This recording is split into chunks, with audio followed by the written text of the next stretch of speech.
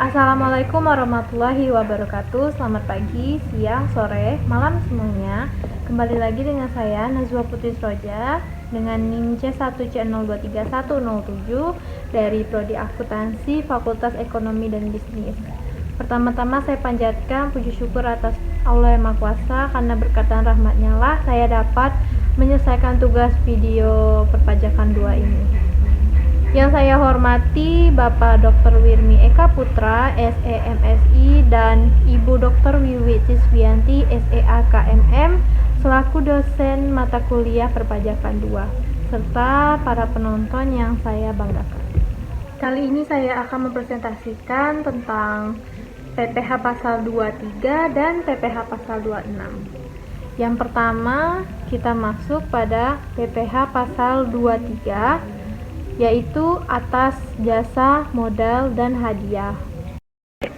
Yang pertama, ada pengertian dari PPh Pasal 23, yaitu pajak yang dikenakan pada penghasilan atas modal, pernyataan jasa, hadiah, bunga, dividen, royalti atau hadiah dan penghargaan, selain yang dipotong PPh Pasal 21. Pemotongan PPh Pasal 23 dilakukan oleh pihak pemberi penghasil sehubung dengan pembayaran berupa dividen bunga, royalti, sewa, dan jasa kepada wajib pajak dan bentuk usaha tetap. Selanjutnya ada pemotong PPh Pasal 23. 1. Badan pemerintah. 2. Subjek pajak dalam negeri. 3. Penyelenggara kegiatan. 4. Bentuk usaha tetap. 5. Perwakilan perusahaan luar negeri lainnya.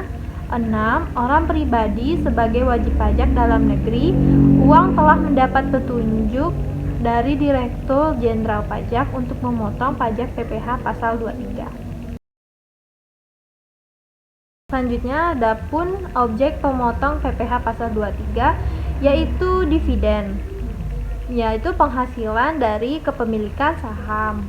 Bunga, termasuk bunga pinjaman dan diskonto. Royalti, imbalan dari penggunaan kekayaan intelektual. Hadiah dan penghargaan lain selain yang dipotong PPh Pasal 21. Terus ada sewa untuk penggunaan harta kecuali tanah atau bangunan. Yang terakhir, imbalan jasa seperti jasa teknik, manajemen, dan konstruksi yang tidak dikenakan PPh Pasal 21. Selanjutnya ada pengecualian objek pemotong PPh Pasal 23. Nah, di sini ada penghasilan yang dibayar atau terutang kepada bank, sewa guna usaha untuk hak opsi, dividen dalam negeri, bagian laba atau sisa hasil usaha anggota, penghasilan yang dibayar atas jasa keuangan, wajib pajak dengan surat keterangan bebas PPh Pasal 23. Nah, di sini ada cara menghitung tarif PPh Pasal 23. Dibagi menjadi 2 kategori, yaitu yang pertama 15% dikenakan atas penghasilan bruto. Ada dividen, kecuali bagi orang pribadi secara final, ada bunga, royalti, hadiah, dan penghargaan. Yang kedua, 2% dikenakan atas penghasilan bruto dari imbalan jasa seperti jasa teknik, manajemen, dan sewa harta, selain tanah dan bangunan. Jika wajib pajak tidak memiliki NPWP, tarif yang dikenakan menjadi 4% untuk imbalan jasa. Selanjutnya tentang PPh Pasal 26 atas penghasilan yang diterima subjek pajak luar negeri.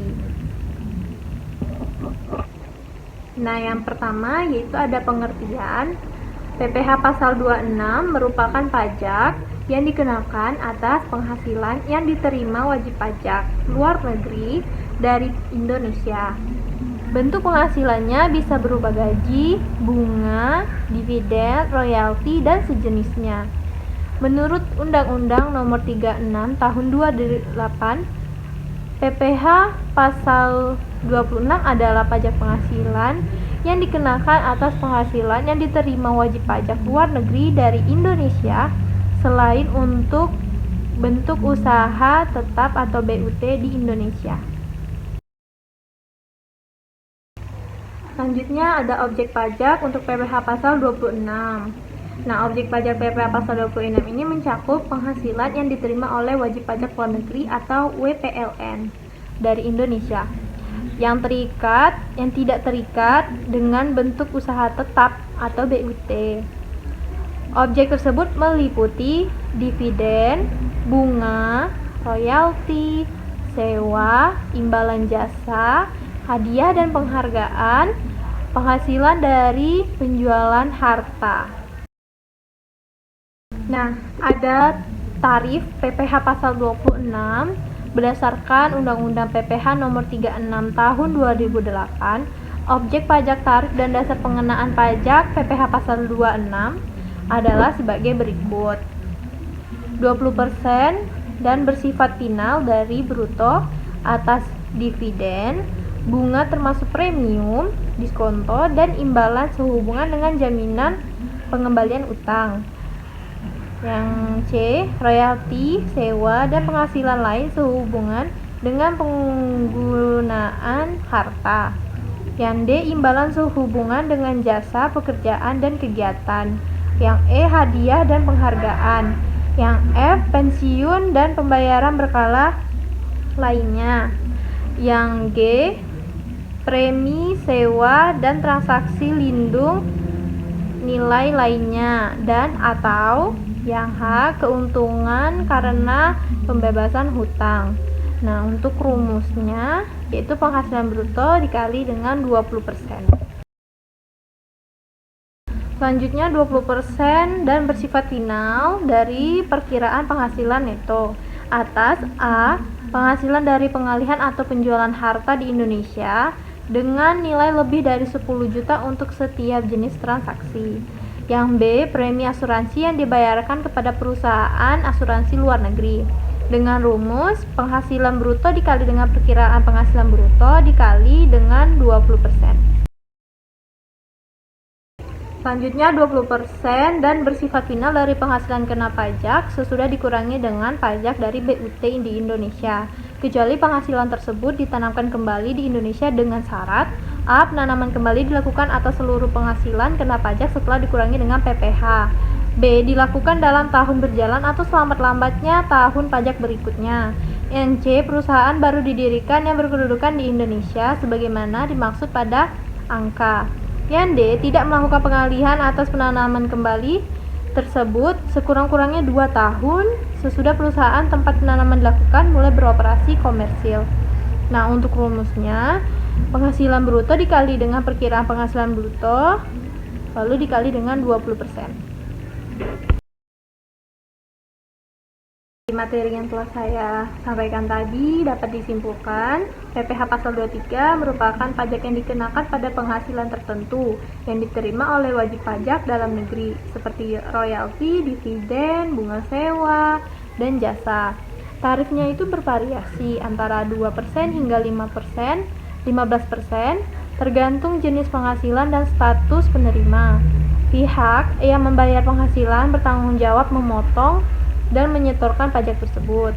Nah, untuk PPh pasal 26 dikenakan atas penghasilan yang diterima oleh wajib pajak luar negeri dari Indonesia seperti bunga, royalti, dividen, sewa, dan gaji. Tarifnya umum yaitu 20% kecuali jika ada perjanjian pajak antar negara yang mengatur tarif lebih rendah. Pajak ini dipotong oleh pihak yang membayar penghasilan di Indonesia. Sekian yang dapat saya sampaikan. Salah kata saya mohon maaf. Semoga sedikit yang saya sampaikan dapat bermanfaat bagi teman-teman yang telah menonton. Saya akhiri. Wassalamualaikum warahmatullahi wabarakatuh. Selamat pagi, siang, sore, malam semuanya.